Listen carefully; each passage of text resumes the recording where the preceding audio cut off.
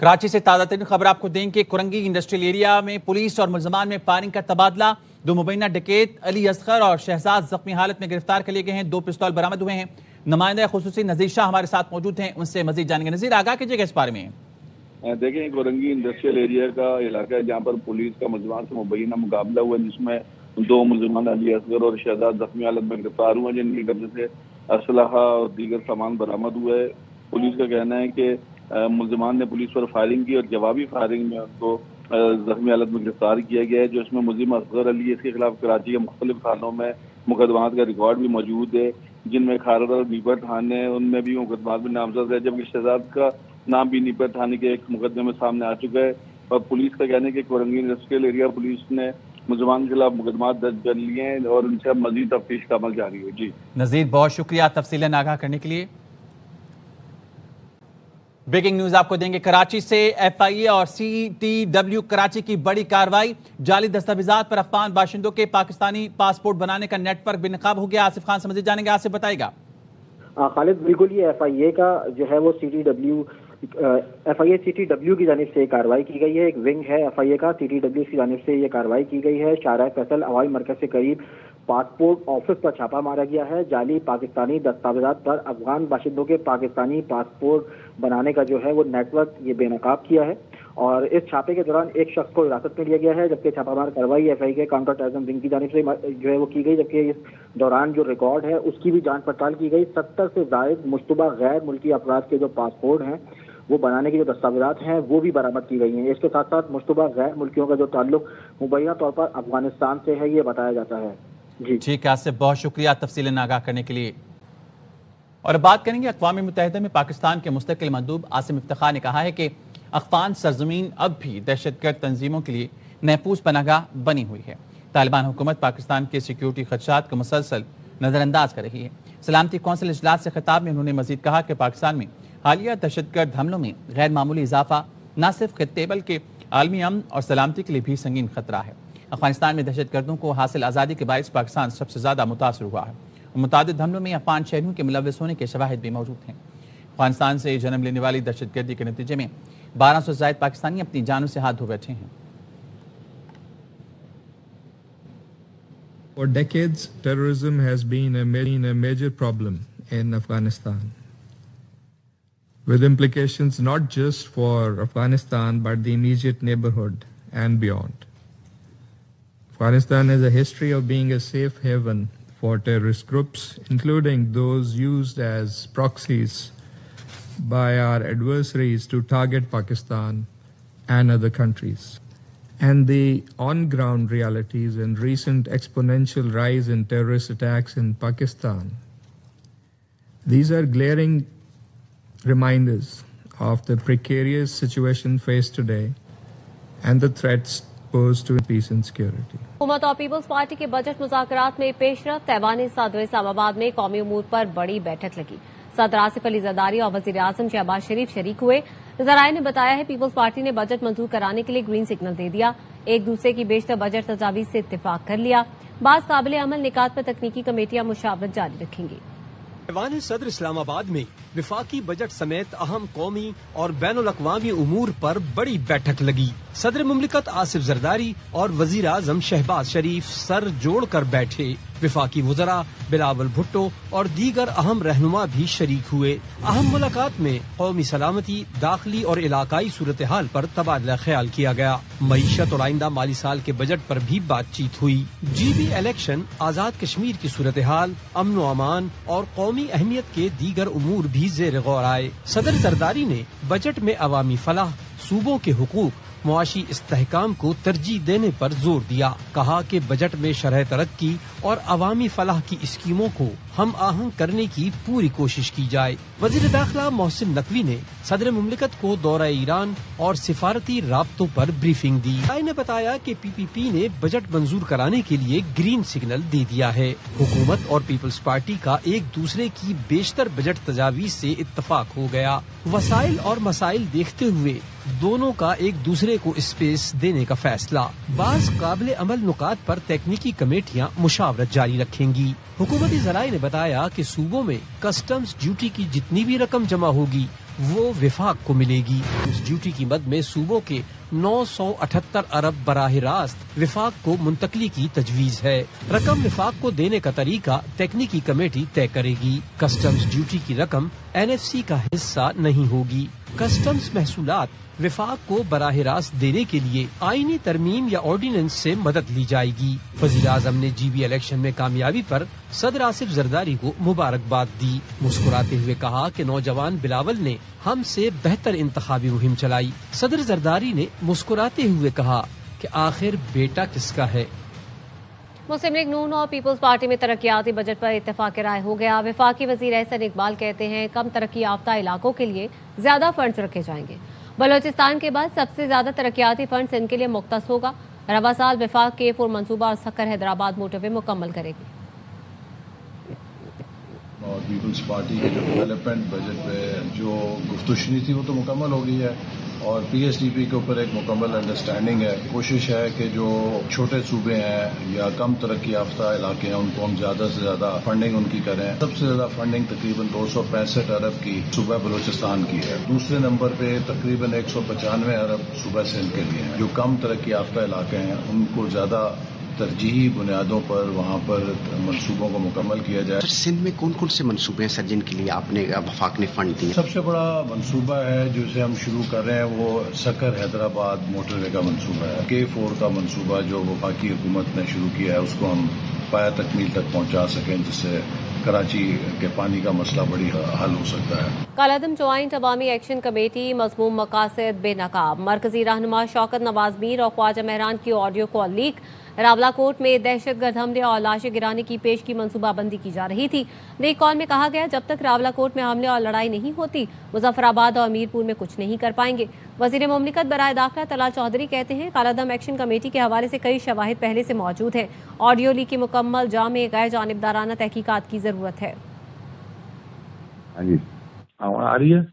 جی جی اچھا، شارٹ یہ ہے کہ میرپور اور مظفر آباد اس وقت تک ایکٹیو نہیں ہو سکتا جس وقت تک جس تعداد دے وچ جڑیاں نا پارٹیاں آن کے بٹھا چھوڑیاں نہ سن راولا کوٹ دے اندر یا میرپور دے اندر کوٹلی یا مظفر آباد دے وچ ہن راولا کوٹ جو ایونٹ ہویا تھا لوگ اس ایونٹ کی وجہ سے اگریسو ہیں، ٹھیک ہے۔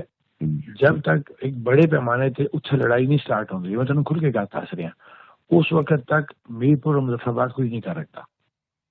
طریقے نال کر پھر طریقے نہ کر، لیکن یہ دیکھ لیں کہ اتنے ٹروپس کتنی ہیں، اتنا ٹروپس ہیں یا نہیں ہیں؟ نہ راتی آئی نہ راتی پھرنے رہے نہ مارے پر تقریباً 10 منٹ ڈرون پھرنے رہے صبح تک۔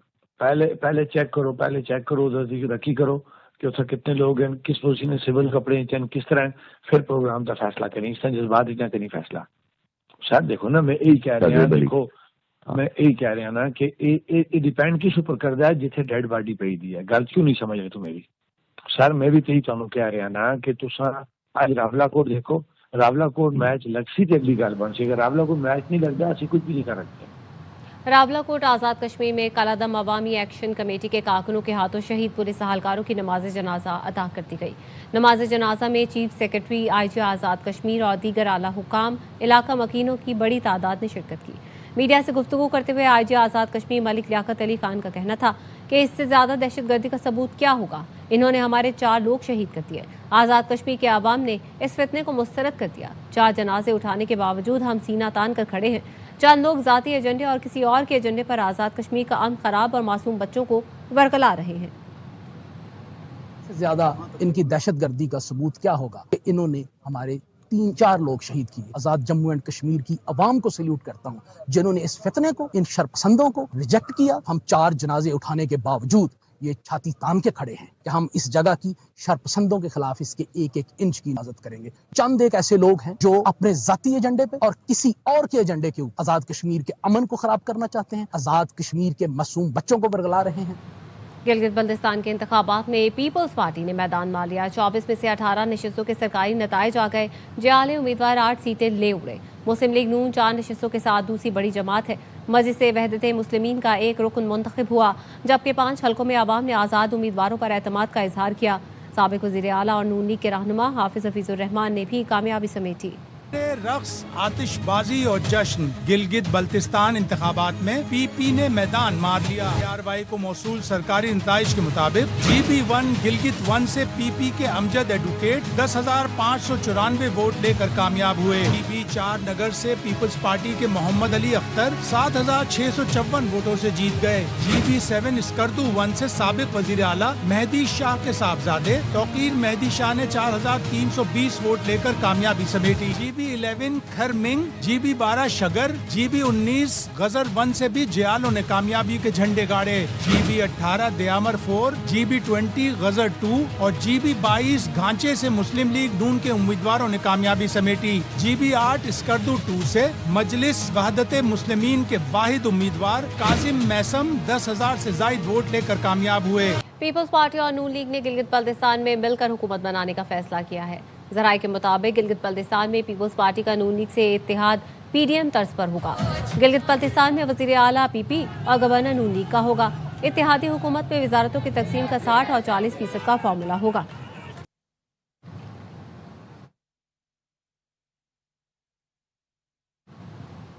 गिलगित बल्तिस्तान इंतखाबात से मुतालिक तहफ़्फ़ुज़ात दूर किए जाएं। नताइज तब्दील करने से नज़रियात तब्दील नहीं होते। अवामी मैंडेट में मुदाखलत नाकाबिल कबूल है। वज़ीर आला खैबर पख्तूनख्वा सुहेल आफरीदी का गिलगित बल्तिस्तान इंतखाबात पर रद्द-ए-अमल कहा, जमहूरी अमल की शफाफियत पर सवालात तशवीशनाक है। अवामी मैंडेट का एहतराम ही सियासी इस्तेहकाम की ज़मानत है। रियासती इदारों को अवामी एतमाद की बहाली के लिए किरदार अदा करना होगा।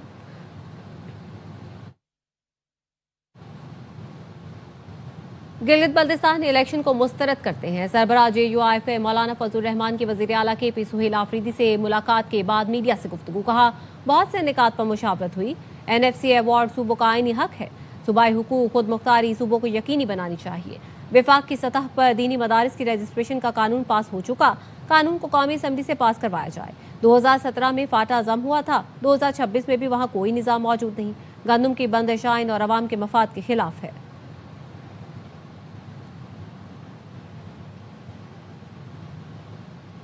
खबरों के सिलसिले को आगे बढ़ाते हैं। ईरान का इसराइल के खिलाफ फौजी कार्रवाइयां रोकने का ऐलान।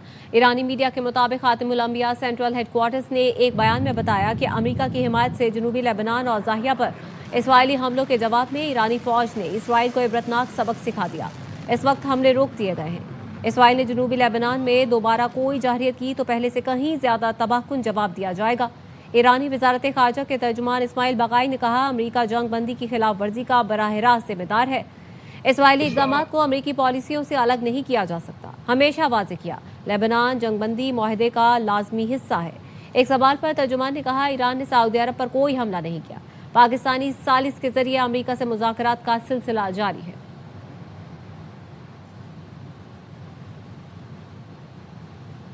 अमेरिका के सदर डोनाल्ड ट्रंप का इसराइली वज़ीर आज़म नेतन्याहू से राब्ता। सदर ट्रंप की दरख्वास्त पर इसराइल ने ईरान पर हमले रोकने की हामी भर ली। सदर ट्रंप ने सोशल मीडिया पैगाम में बताया, इसराइल और ईरान दोनों फौरी जंगबंदी के हक में हैं। अमन के लिए हाथ में मुज़ाकरात जारी हैं। ताहम ये अमल जहालत या हमाकत से मुतासिर हो सकता है। कोई जहालत या बेवकूफ़ी आड़े ना आई तो मामलात बहुत जल्द हल हो जाएंगे। सदर ट्रंप ने वाज़े किया कि जब तक कोई हतमी मुआहदा तय नहीं पाता, बहरी नाकाबंदी पूरी ताकत से जारी रहेगी। उम्मीद है मामला जल्द आगे बढ़ेंगे।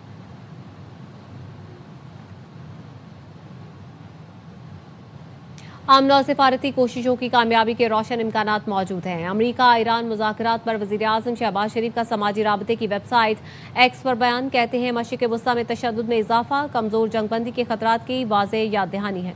जारी कशीदगी के नताइज खित्ते और दुनिया के लिए नाकाबिले बर्दाश्त हो सकते हैं। बरादा मुल्कों और शराकतदारों से मिलकर तनाज़ों के हल की कोशिशें कर रहे हैं। तनाज़ों के मुनसिफाना हल के हुसूल का मकसद करीब है। अमन के करीब पहुंचकर तशद्दुद में इजाफा तशवीशनाक है। तमाम फ़रीक़ैन तहम्मुल और बुर्दबारी का मुज़ाहरा करें। फ़रीक़ैन से अपील है, अमन को एक और मौका दिया जाए, कशीदगी में इजाफा ना किया जाए, तशद्दुद और तबाही के बजाय अमन और सिफारतकारी का रास्ता इख्तियार किया जाए। पाकिस्तान खित्ते में अमन और इस्तेहकाम के लिए कोशिशें जारी रखेगा।